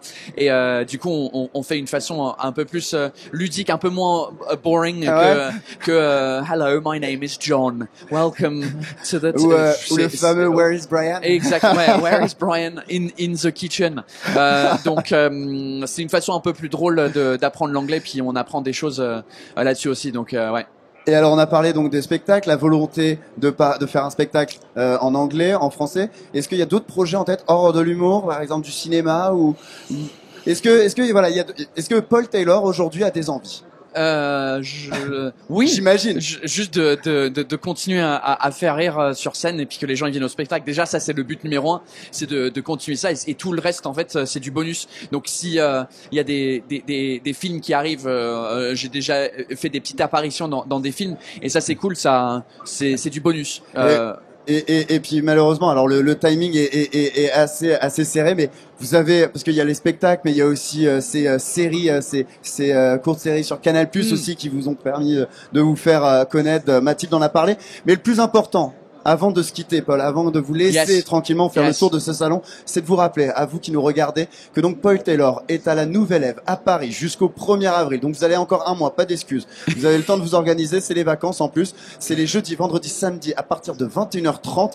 Et après, Paul, si vous n'êtes pas en région parisienne, Paul Taylor vient à vous en France. Et donc voilà, toute l'année 2023, c'est dédié à la France. Et après, on part à l'étranger. Donc pareil, si vous êtes expatrié à l'étranger, Paul pourra venir vous faire rire. Merci infiniment. Merci à vous, thank you very much. J'ai passé un très bon moment avec vous aussi bien aujourd'hui que vendredi soir. Allez le voir vraiment, n'hésitez pas. Merci infiniment. Thank you very much. Profitez bien. You're welcome.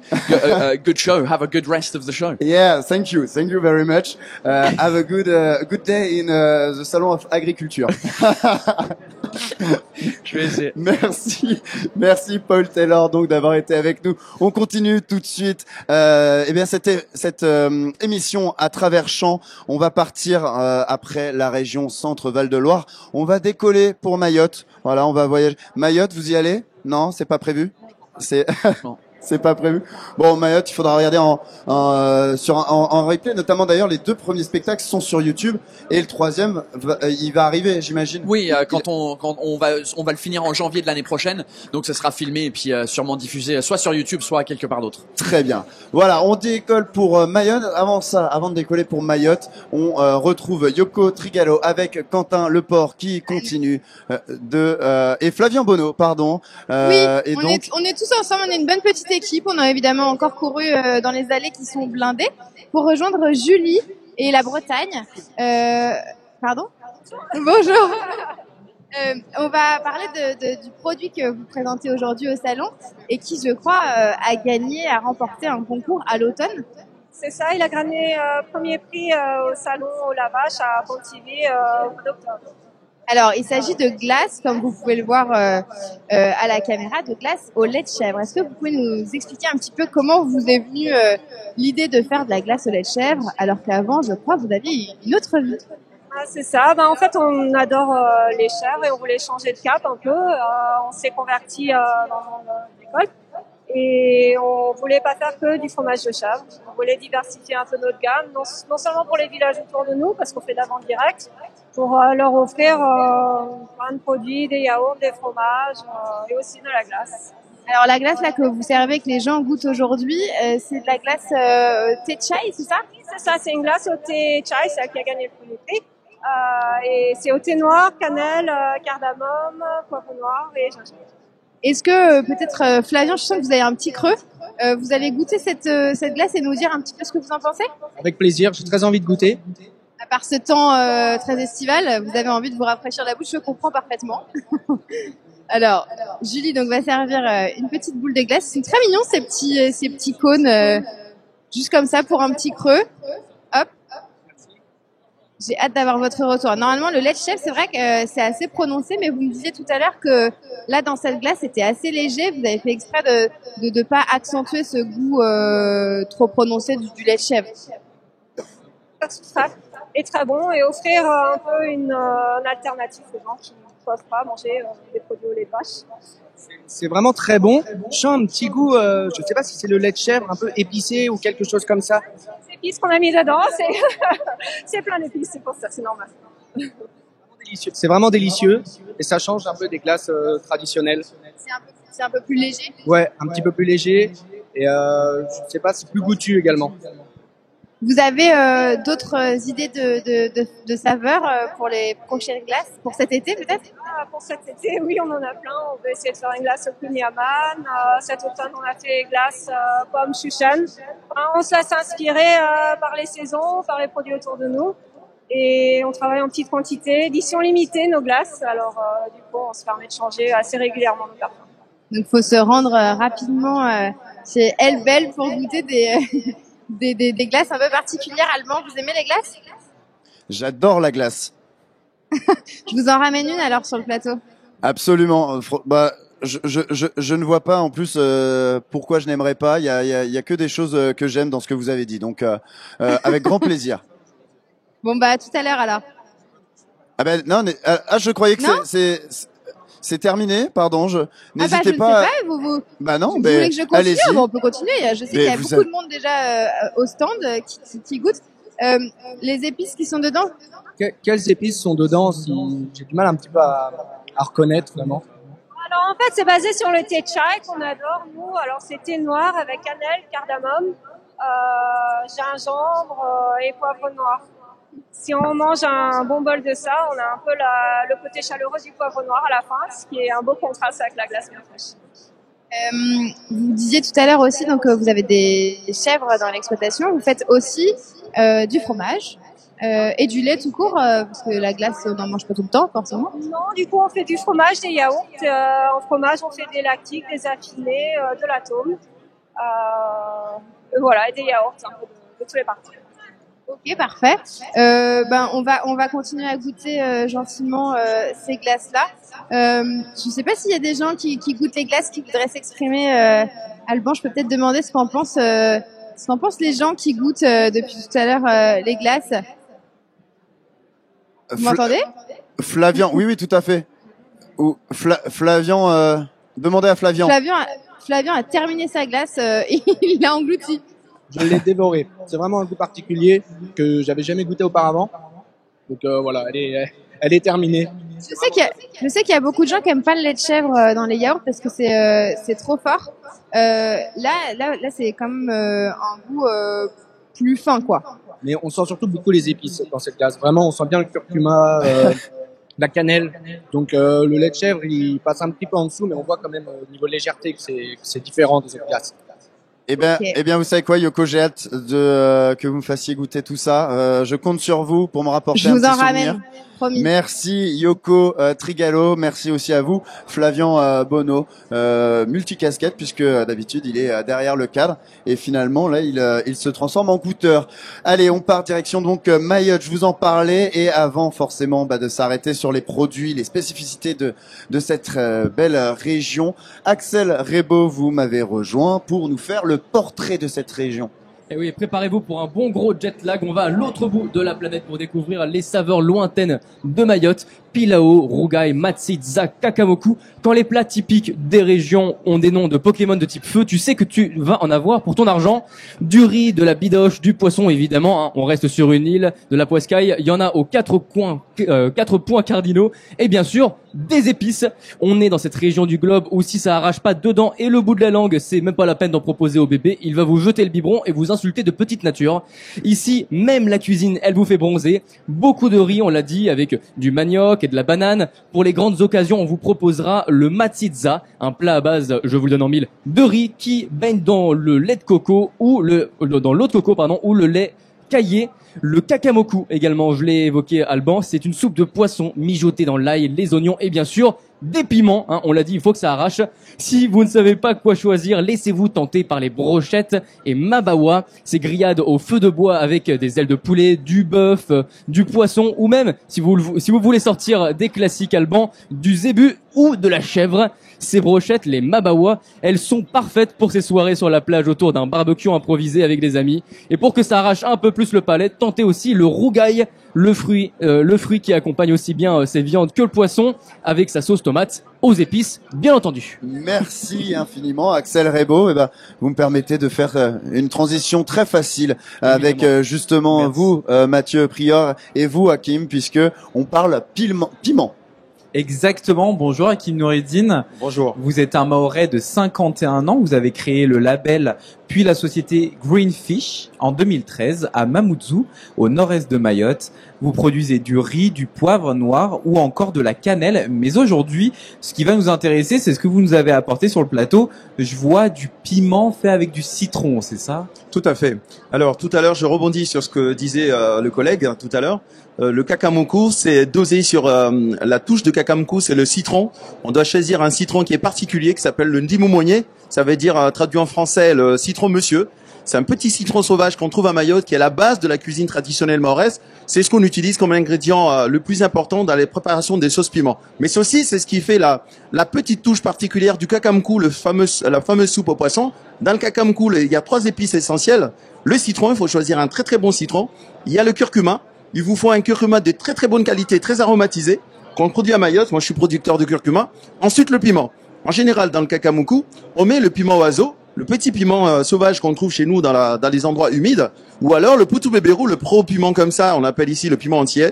Donc il y a ces 3 choses-là, c'est un petit peu les éléments importants qu'on doit retrouver dans le kakamoku, mais c'est ce qui fait aussi la sauce pimentée de Mayotte.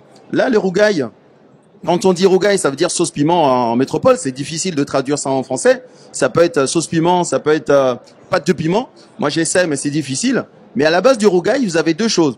La première chose, la plus importante à Mayotte, c'est que toutes les sauces pimentées, elles se doivent d'avoir ce petit citron qui s'appelle le ndimoumoigné, le petit citron sauvage qu'on a à Mayotte. Ensuite, derrière, vous avez le choix de piment. Alors nous, effectivement, on mange le piment très jeune. À 4-5 ans déjà, les petits, ils prennent l'habitude de manger du piment. Ensuite, après, il y a le dosage. Il y a le putu beberu, qui est le piment assez fort, très gros, qu'on retrouve partout à Mayotte, qui vous attresse tout de suite. Dès que vous le mettez en bouche, vous partez, c'est comme si vous avez le feu dans la bouche. Mais il y a des piments qui sont un peu plus lents. Par exemple, le petit putu piment oiseau. Je me permets de vous couper parce qu'on tout à fait. On va goûter aussi. Il faut goûter tout à fait. à un moment donné. Oui, qu'est-ce que vous nous proposez? Alors, moi, pour goûter, je vous proposerai celui-là, le mgoa. Allez, c'est parfait. Alors, faut peut-être arriver à l'ouvrir. C'est un peu... Allez-y, continuez, Mathieu. Merci Alban. Je vais trouver comment ça fonctionne. Pendant que Alban essaye d'ouvrir, j'ai lu que vous produisiez, mais aussi que vous transformiez, c'est ça? Tout à fait, je transforme aussi. Alors, comme vous pouvez le voir, il est extrêmement aromatisé. Mgoa, ça veut dire le piment oiseau. En langue mahorais, shimahorais, le mgoa, c'est le piment oiseau, c'est vraiment notre piment le plus écologique, parce que le mgoa, la tradition voudrait que le mgoa, vous le ramassez dans la nature. Il faut aller dans les endroits humides, comme dans le centre de Mayotte, dans la zone de Coconi, où j'ai mon domaine. Donc, vous allez ramasser le mgoa, et vous mettez cette petite touche donc de citron sauvage, le citron monsieur, et ensuite vous rajoutez de la ciboulette, des oignons, un petit peu d'ail. Donc vous sentez, c'est extrêmement aromatisé. Et derrière, ça va se calmer. Vous parlez de ça là? Oui, c'est le mgoa. Voilà, ça c'est vraiment. Il y a beaucoup de choses, mais ça pique. C'est surtout ça qu'on retient. Je suis pas très nourriture épicée de base. Alors là, voilà. Si je finis cette. Donc ça, j'aime bien. Là, j'ai été pris à froid. Là, j'avais pas prévu. Ah oui, quand même. Et donc, vous avez un réel succès avec vos produits. Et j'ai lu dans une interview également que vous pensiez à l'Hexagone et même plus haut vers l'Europe. Je travaille beaucoup sur les marchés européens. Je fais toujours, quand je viens au salon de l'agriculture de Paris, c'est ma 4e année de participation. J'essaie toujours de faire un petit bond en Belgique pour essayer de voir un petit peu la tendance. Mais effectivement, je suis en train de travailler pour avoir des produits qui s'adaptent à tous les marchés européens. C'est un gros travail que j'ai entamé depuis des années. Donc, pour l'instant, je suis en train de travailler pour que, au niveau du dosage du sel et des ingrédients, effectivement, que je garde la touche traditionnelle, parce que c'est ce qui fait notre savoir-faire et ce qui fait notre honneur. Mais derrière, m'adapter un petit peu à ces marchés-là. Et je travaille aussi sur la région parce que le label Greenfish, c'est un petit peu le véhicule du savoir-faire français mahorais, mais qui s'exporte dans l'océan Indien aussi. Voilà, donc je suis très présent dans l'océan Indien. Dernière question très rapidement parce qu'après il va falloir qu'on retourne retrouver Yoko pendant que nous on, très rapidement pour l'image, qu'est-ce que vous nous avez apporté? C'est du thé, c'est ça? Oui, effectivement, il y a du thé. Donc là, c'est la tradition parce que cette année, pour la première fois, ici au Salon de l'Agriculture de Paris, Mayotte a tenu à présenter son petit déjeuner traditionnel. Donc le petit déjeuner local mahorais, il est à la base il y a 2 choses très importantes. C'est le thé. Chez nous, le thé, c'est des infusions, c'est des plantes aromatiques. Donc le choix de ces plantes-là doivent répondre à 2 choses importantes. Premièrement, les arômes. Il faut que ça sente bon. Que dès que vous sentez dans la casserole en train de bouillonner, il faut que vous ayez envie de boire. Deuxième chose, le bien-être, le côté bien fait au niveau santé. Donc ça, c'est un petit peu les 2 choses qu'on doit répondre. Et ensuite, vous faites les compositions de toutes les plantes que vous voulez. Eh bien, merci infiniment à vous, Hakim, d'être venu. C'est bon, mais avec modération aussi. Voilà. Merci à vous, Mathieu Abriard. Je salive. On retourne voir Yoko Trigalo avec Flavien Bono. Ah ben non, ils sont pas prêts en fait. Eh ben écoutez, si ils sont prêts, c'est bon, voilà. Ils sont. Alors, il faudrait me donner des informations. Ils ne sont pas prêts. Merci en tout cas à Hakim, voilà, d'être venu. Vous nous laissez tout ça. On va mijoter un petit plat. Tiens, Axel va nous préparer quelque chose.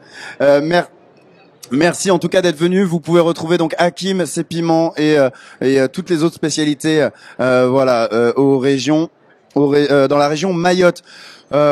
Il fait chaud ici d'un coup là. C'est bien, ça réchauffe là. Il fait pas très chaud en ce moment. Allez, on retrouve Yoko Trigalo, Flavien Bono.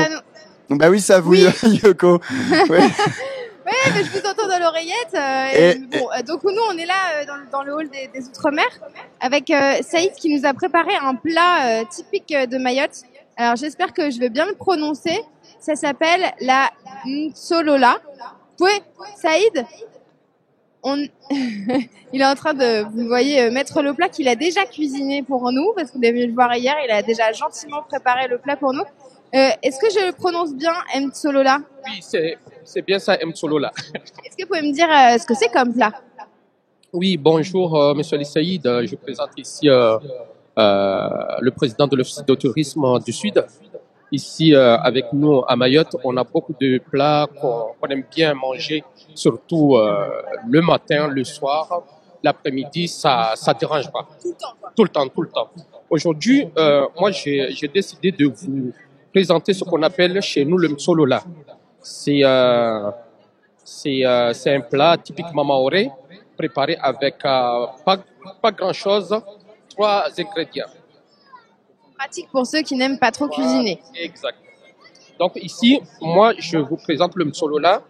Le mtsolola qui est à base de banane et de manioc. On a rajouté de la viande, du sel, un peu de citron et ça marche. Et basta. Et c'est tout. Alors moi, j'ai mon goûteur professionnel avec moi depuis tout à l'heure, c'est Flavien, qui va goûter. Avec ça, on le mange bien chaud, ça passe bien que de le manger froid. Ça pique pas du tout. On n'a rien mis là-dedans. Flavien, ne faites pas votre chochotte, hein. Écoutez. On me dit dans l'oreillette, Flavien, ne faites pas votre chochotte. Je transmets. Banane, manioc, de la viande, du sel, un peu de citron. Et ça fait l'affaire. On peut mettre n'importe quelle viande? On peut mettre n'importe quelle viande. Là, le mtsolola, nous, il y a 3 façons de le faire. Aujourd'hui, moi, je vous ai présenté le mtsolola blanc, à sauce blanche, que de l'eau. C'est bien, c'est hydratant. Voilà, exact, que de l'eau. Mais on peut aussi le faire à sauce rouge ou à sauce jaune, le safran. Mais pour moi, aujourd'hui, le plus facile, c'est ça. C'est avec seulement de l'eau. Donc, allez-y, Flavien, goûtez. On a envie d'avoir vos impressions. Pour ceux qui aiment les piquants, ils peuvent rajouter un peu de piment. Et si on peut voir Yoko aussi d'autres des images un peu des alentours, des à côté de. Oui, on va regarder. Alors, est-ce que Quentin, vous pouvez filmer un petit peu le très beau stand sur lequel on est. Baladez-vous, Quentin. Vous pouvez partir, Quentin. Vous pouvez vous balader un petit peu. Alors, j'ai le retour de Flavien, notre expert gastronomique. Donc, je suis passé de la glace à ce plat mahorais, mais c'est vraiment délicieux. On sent bien la viande et la banane également. Je pensais pas que ça pouvait se marier ensemble. C'est vrai que on n'a pas l'habitude et c'est vraiment très bon. C'est du sucré salé. C'est vrai qu'en France, il y a quelques plats où il y a du sucré salé, mais c'est pas la majorité de notre gastronomie. Non, pour nous là, c'est seulement du salé, que du salé. Il se lance dans la dégustation avec la sauce piquante. Vous avez vraiment une mission beaucoup, difficile. Faut que j'en prenne beaucoup. Il faut prendre tout petit. Oui, une cuillère complète, une cuillère complète. On a mis. Cuillère complète, Flavien. Est-ce que vous êtes joueur? Non, on n'est pas joueur ici. Je suis désolée, moi j'aurais tenté, j'ai pourtant vendu que vous aimiez les défis, Yoko, ce matin. Alors. Mais oui, c'est pas moi qui fais pas les défis. Hein. Alors, vous pourriez goûter aussi. Je filme la tête de Flavien. Là, il vient d'ingérer donc la cuillère avec le piment. Hop là. Alors attendez, Flavien, tournez-vous face caméra pour qu'on admire votre teint qui va sûrement se réchauffer légèrement.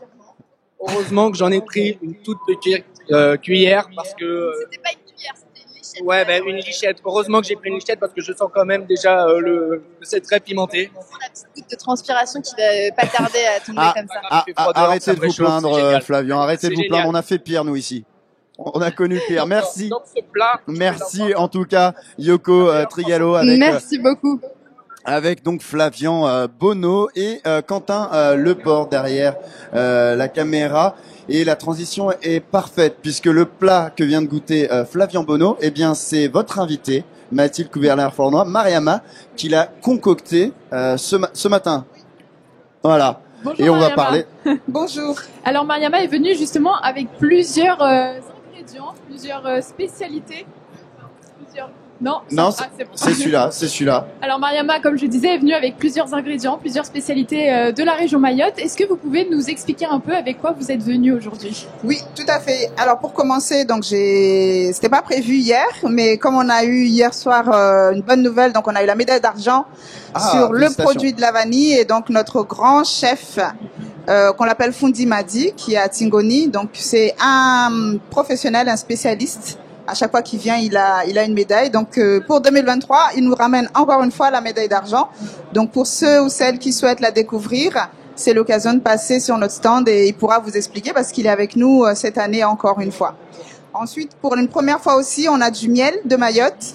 Nous, on a la chance d'avoir des abeilles sauvages, donc on n'a pas les mêmes problématiques qu'on rencontre ici en France concernant le miel. En fait, c'est après le piment. C'est voilà. Alors oui, comme vous avez mangé le piment tout à l'heure, du sucré c'est mieux que l'eau.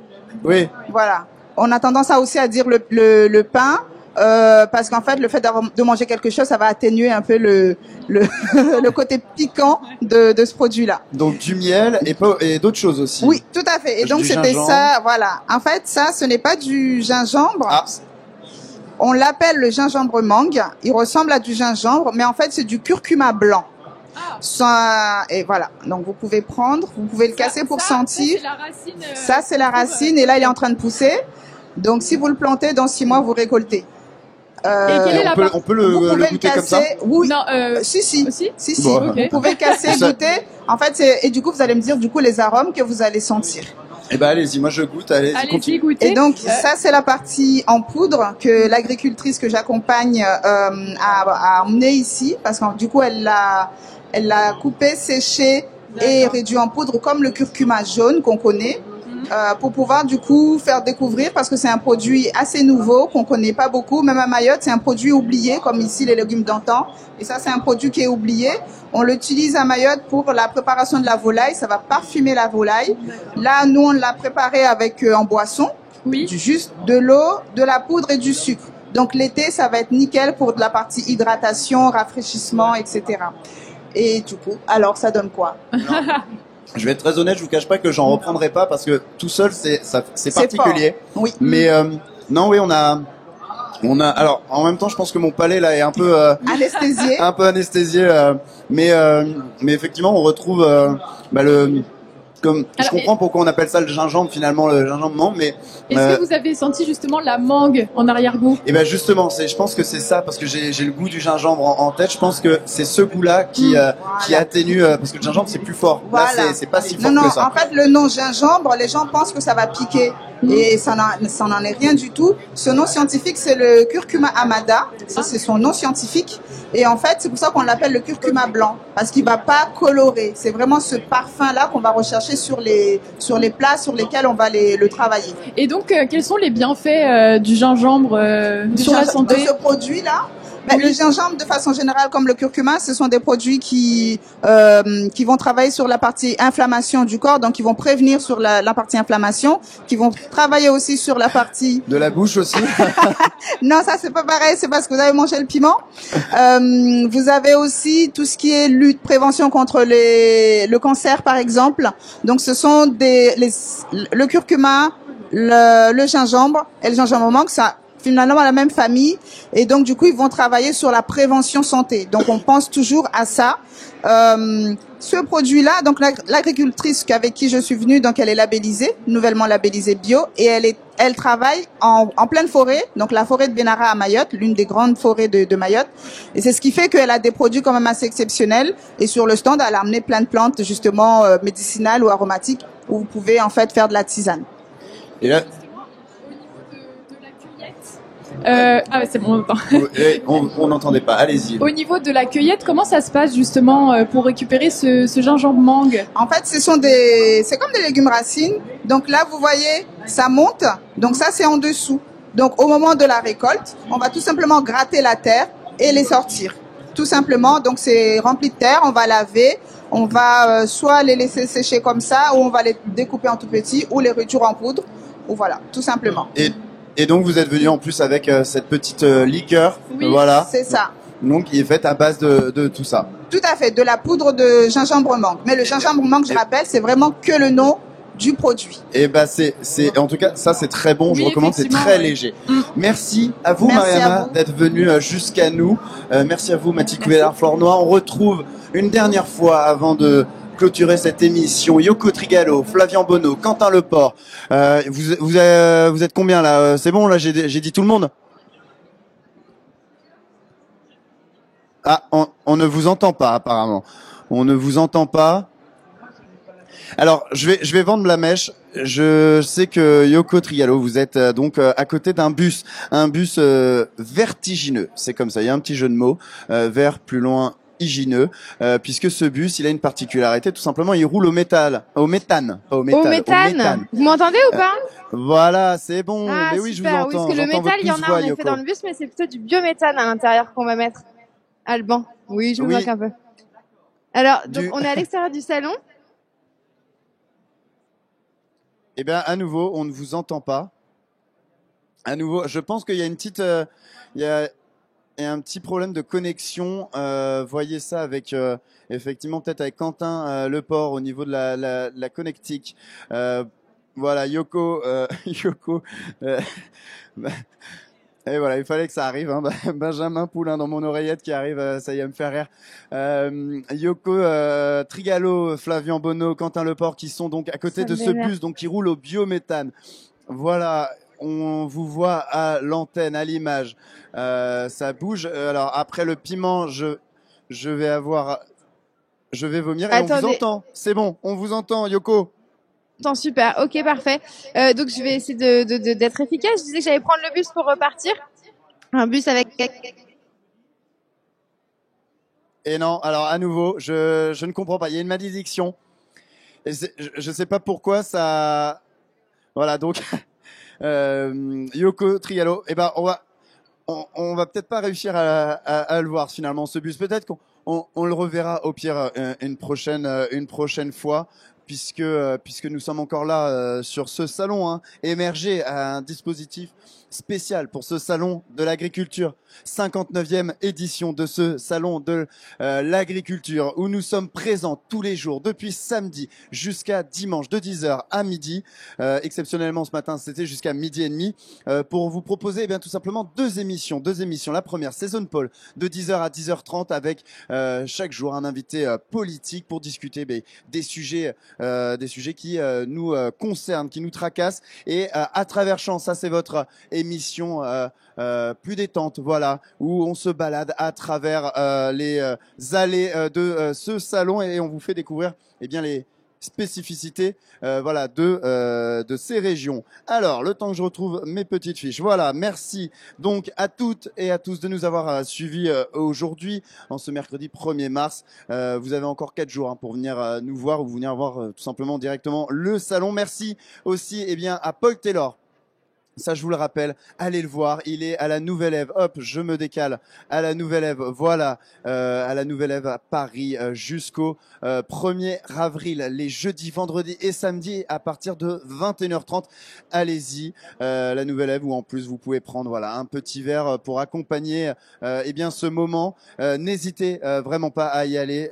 C'est tout simplement 1h30 de rigolade. Il sera aussi à partir du 1er avril. Il entamera une tournée dans toute la France, donc rassurez-vous, si vous n'êtes pas parisien, vous pourrez aller le voir. Merci à toutes les équipes d'Émerger, tout simplement, qui nous ont permis de faire cette émission. Merci donc à Axel Rebaud, Flavien Bonneau, Mathieu Prior, Mathilde Couvillère-Flornois, Quentin Leport et Yoko Trigalo. Merci à la technique, qui sont derrière moi, juste derrière moi.